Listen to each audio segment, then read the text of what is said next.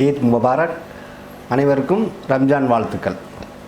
இன்றைக்கி நம்ம கிச்சனில் வந்து பிரியாணி, ரம்ஜான் ஸ்பெஷலாக பிரியாணி நாங்கள் செஞ்சுட்டோம். ஏற்கனவே நிறைய பிரியாணி நம்ம சேனலில் போட்டிருக்கிறதுனால பிரியாணி வீடியோ இல்லாமல் சிக்கன் கிரேவி மட்டும் 6 கிலோ சிக்கன் கிரேவி பண்ணுறதை மட்டும் வீடியோவாக போடுறோம். ஏன்னா பிரியாணி வந்து நம்ம சேனலில் நிறைய பிரியாணி போட்டிருக்கிறதுனால அது சும்மா போட வேணாம் அப்படின்னு சொல்லிட்டு தான் அதை வந்து ப்ராப்பராக எவ்வளோ அளவு அப்படின்றத போடலை. அது வந்து 10 கிலோ பிரியாணி பண்ணியிருக்கோம், சிக்கன் பிரியாணி. அது அப்படி வேணும் அப்படின்னு கேட்டிங்கன்னா இன்னொரு நாள் 10 கிலோ பிரியாணிக்கு ப்ராப்பராக எப்படி பண்ணணும் அப்படின்னு சொல்கிற வீடியோ இன்னொரு டைம் போடுறேன். இப்போதைக்கு அந்த வீடியோ போட முடியல, அதனால சிக்கன் கிரேவி மட்டும் எப்படி பண்ணலாம் அப்படின்றத இப்போ பார்க்கலாம். நம்ம இதுக்கு முன்னாடி பண்ண சிக்கன் பிரியாணியோட லிங்க்கெல்லாம் கீழே கொடுக்குறோம், அது தேவைப்பட்டால் நீங்கள் பார்த்துக்கலாம். இப்போ வந்து 6 கிலோ சிக்கன் கிரேவி எப்படி பண்ணலாம் அப்படின்றத பார்க்கலாம்.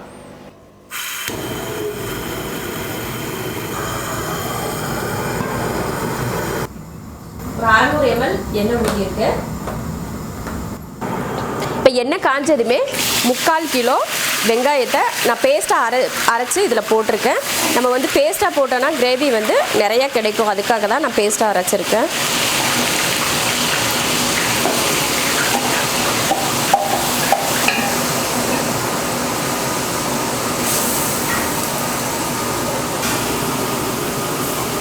வெங்காயம் நம்ம அரைச்சி போட்டதுனால கிரேவி வந்து நல்லா கிடைக்கும், அதுக்காக தான் அரைச்சி போட்டேன். இப்போ வெங்காயம் நல்லா பொன்னிறமாக வதங்கிருச்சு. இந்தளவுக்கு வதக்குனா தான் குழம்பு நல்லா இனிப்பு இல்லாமல் நல்லா ருசியாக இருக்கும்.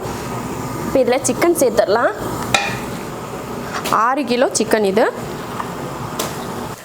சிக்கன் வந்து பெரிய பீஸாக தான் இருக்குது, ஏன்னா அதிகமாக செய்கிறப்போ சின்ன பீஸாக போட்டோன்னா அது இது வந்து நம்ம கலக்கிறப்ப குழஞ்சி போயிடும். அதனால பெரிய பீஸாக இருக்கிறது தான் நல்லது. வெங்காயம் வந்து பொன்னிறமாக வந்ததுக்கப்புறம் நம்ம சிம்மில் வச்சுக்கிறோம் அடுப்பை, இல்லைன்னா நம்ம சிக்கன் அதுக்குள்ளே போடுறதுக்குள்ளே வெங்காயம் ரொம்ப கருகி போகும். அதனால சிம்மில் வச்சுட்டு சிக்கன் இதெல்லாம் போட்டுட்டு அதுக்கப்புறமா தான் கிளறி விடணும்.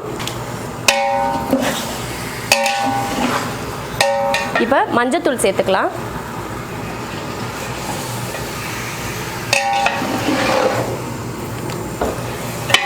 மஞ்சத்தூளுக்கு அப்புறம் 3/4 கிலோ தக்காளி, இது அதையே பொடியாக கட் பண்ணி வச்சுருக்கேன், அதையும் சேர்த்துடலாம்.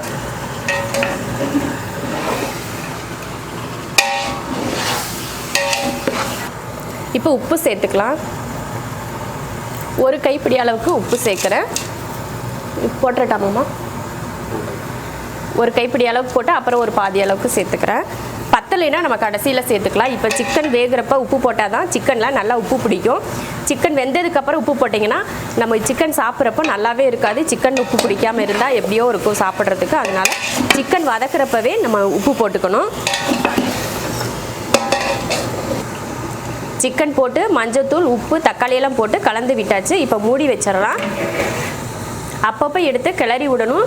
சிக்கனில் வந்து தண்ணி விட்டு வேகும், அதுலேயே சிக்கன் பாதி அளவுக்கு வெந்துடும். அதுக்கப்புறமா தான் நம்ம மசால் பொடியெல்லாம் சேர்த்துக்கணும். இப்போ ஓப்பன் பண்ணி பார்க்கலாம். பாருங்கள், லைட்டாக தண்ணி விட்டு வேகுது பார்த்தீங்களா? அப்படி தான் வேகணும். அப்பப்போ இது போல் கிண்டி விட்டுகிட்டே இருந்தோம்னா நல்லா 2 பக்கமும் நல்லா வேகும். சிக்கனில் நல்லா தண்ணி விட்டு வேகும். அந்த சிக்கனில் தண்ணி விட்டு வேகிறதுலேயும் நம்ம சிக்கன் வந்து நல்லா வெந்து எண்ணெய் தெளிஞ்சு வரும். அந்த மாதிரி நம்ம கிண்டி விட்டு வேக வைக்கணும். அதுக்கப்புறம் தான் நம்ம தண்ணி சேர்க்குறதோ மசாலா சேர்க்குறதோ எல்லாம் பண்ணணும். இப்போ மறுபடியும் மூடிடலாம். நான் சொன்ன மாதிரி எண்ணெய் தெளிஞ்சு வரணும். சிக்கன் அந்த தண்ணியெல்லாம் வற்றி எண்ணெய் தெளிஞ்சு வரணும், அது வரைக்கும் வேகட்டும். இப்போ பார்த்திங்கன்னா சிக்கன் நல்லா தண்ணி விட்டு வெந்து மேலே எண்ணெய் தெளிஞ்சு வருது.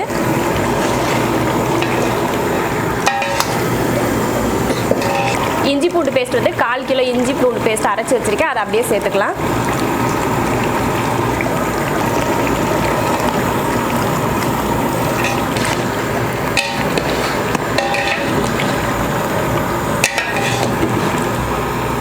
கருவேப்பிலை சேர்த்துக்கலாம். இப்போது நான் முதல்லவே கருவேப்பிலை எப்போயும் சேர்க்குறதில்ல, இந்த மாதிரி சிக்கன் பாதி வெந்துட்டு இருக்கப்போ தான் கருவேப்பிலை சேர்ப்பேன். அப்போ வந்து மனம் வந்து நல்லாயிருக்கும் அப்படின்றதுக்காக தான். இஞ்சி பூண்டு போட்டு கொஞ்சம் நேரம் வதக்கினா அந்த பச்சை வாடையெல்லாம் போகட்டும். அதுக்கப்புறமா நம்ம சிக்கன் பவுடரெல்லாம் சேர்த்துக்கலாம். இஞ்சி பூண்டு வதங்கி எண்ணெய் தெளிஞ்சு வருது. இப்போ இதில் மிளகாத்தூள் சேர்த்துக்கலாம். நம்ம காரத்தை பொறுத்து மிளகாத்தூள் சேர்த்துக்கலாம். நான் 3 ஸ்பூன் மிளகாத்தூள் சேர்த்துக்கிறேன். உங்களுக்கு காரம் அதிகம் தேவைப்படும் அப்படின்னா அதிகமாக போட்டுக்கலாம். இல்லை காரம் தேவையில்லை அப்படின்னு இருந்தால் சிக்கன் பவுடர் மட்டும் கூட போதும்.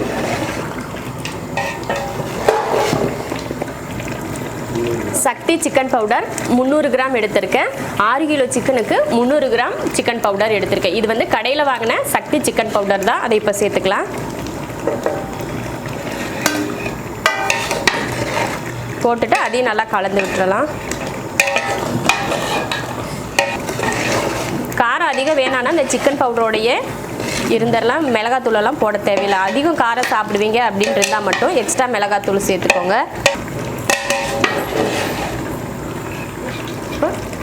சிக்கன் பவுடர் போட்டு வதக்கி நல்லா எண்ணெய் தெளிஞ்சு வருங்க. அந்த அளவுக்கு வதக்கணும். சும்மா மேலாப்பில் வதக்கிட்டு தண்ணி ஊற்றிடக்கூடாது. அதை வதக்கி இந்த மாதிரி கொதிக்கிறப்ப பார்த்தீங்கன்னா எண்ணெய் தெளிஞ்சு வரும். அந்த மாதிரி இருக்கிறப்போ தண்ணி ஊற்றிக்கலாம். இப்போ தண்ணி ஊற்றிக்கலாம்.